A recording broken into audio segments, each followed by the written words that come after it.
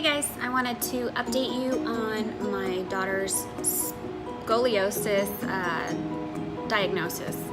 And basically she goes to Phoenix to see specialists. There's two of them, one that deals with her spinal cord itself and the other one that is in charge of building and dealing with the brace that she's in. I was able to get the results back for her back, and the initial results said that she had a 34-degree curvature in her upper back. And we went to Phoenix, which is like a 3.5-hour drive one way, to go see the specialist there. And they did their own, it was a month after the fact of the initial x-ray. We went to go see them and they took their own x-rays.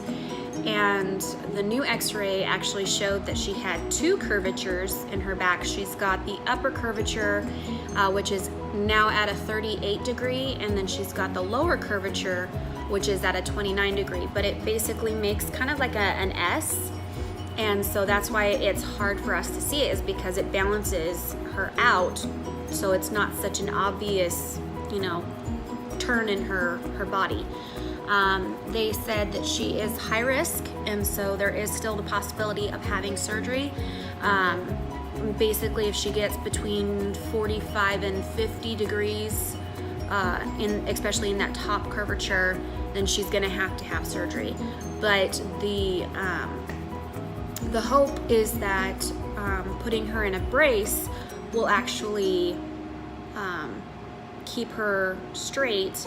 And also, when they did the x-rays, I guess like on a woman's pelvis, you have a woman that is, or a female that is done growing will actually get, I guess what's called a calcium buildup on the top of her hip bones. And that's an indication that she's not going to be growing anymore. The doctor actually said that at the degrees that she's at right now, she would be perfectly fine living her life that way. It wouldn't cause any complications or anything like that.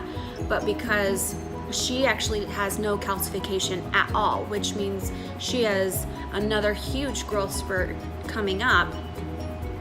And because of that huge growth spurt, she's high risk for the curvature getting really bad.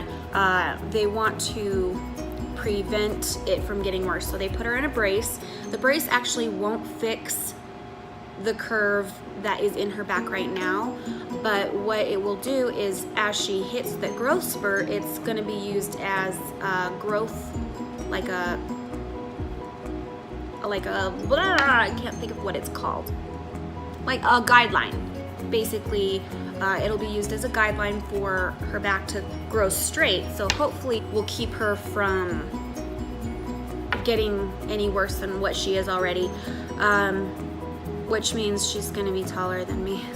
She's so excited to be taller than me. I'm like 5'3.5", and with her in her brace, she is actually like the exact same size as I am, and so she's super excited that with this next growth spurt she's actually going to be taller than her mom, and possibly taller than, well, I don't know if she'll actually be taller than her dad, but I have a brother who's 6'3", and she has the possibility of, if she's already 5'3", almost 5'4" right now, in the brace, if she hits her growth spurt, she's gonna be up there, 5'6", 5'7", who knows, depending on the growth.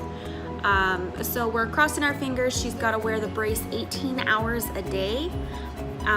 We started her off at like 12.5. We just had her wearing it during the day, but now because it's not long enough for her to wear it just while she's awake, we're actually having her sleep in it. It was kind of rough to begin with, but she's gotten used to it now.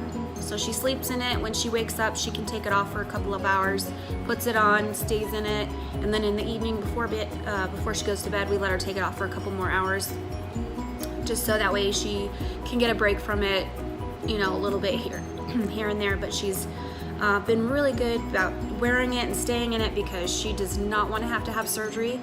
She understands that the possibility is still there, but at least we know that she's doing what she can by wearing it and embracing the brace.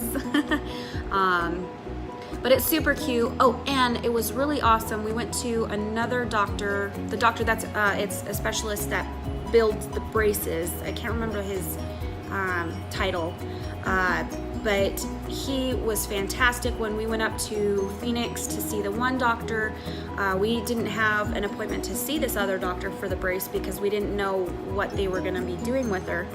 And this other specialist, our specialist called him, and he made time to see us after hours, and he made the brace the same day he saw us. And it was an amazing experience to see. I was gonna film it, but my daughter wanted me to stand there and hold her hand because it looked like a torture device is how they did it.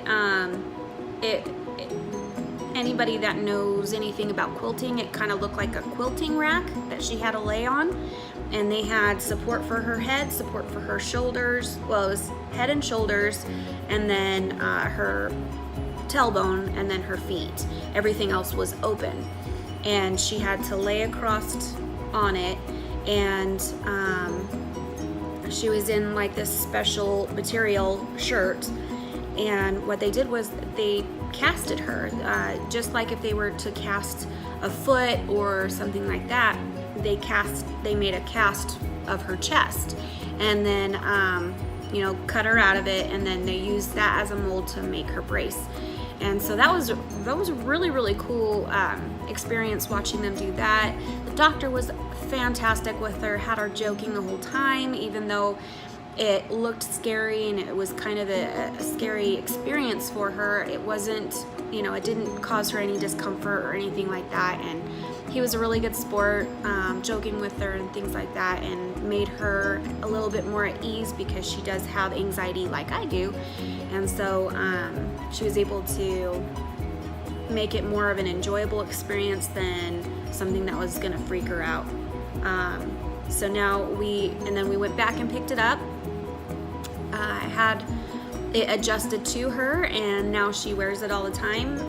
It's super cute. Most of the people because I had a lot of friends that I shared the photos with of her wearing her brace, and a lot of people thought that she was just wearing a corset, or it was a t-shirt that had that design on it or whatever. And so and she's getting used to wearing it because where it lays under her armpits, she has to keep a t-shirt underneath it to where it doesn't rub on her armpits and make her armpits raw. And it's 103 degrees here right now in the summertime, and we're only at the end of June.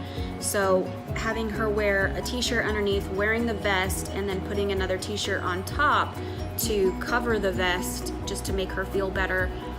It's too hot to do that, and she's getting to the point where she's more comfortable in her own skin, and it doesn't bother her to wear it out in public. So I'm hoping when school comes around, she's not gonna worry about needing to cover it to go to school. She can just wear it with her school shirt and not worry about it. I'm hoping that her having to wear it all summer long, it'll just be not a big deal.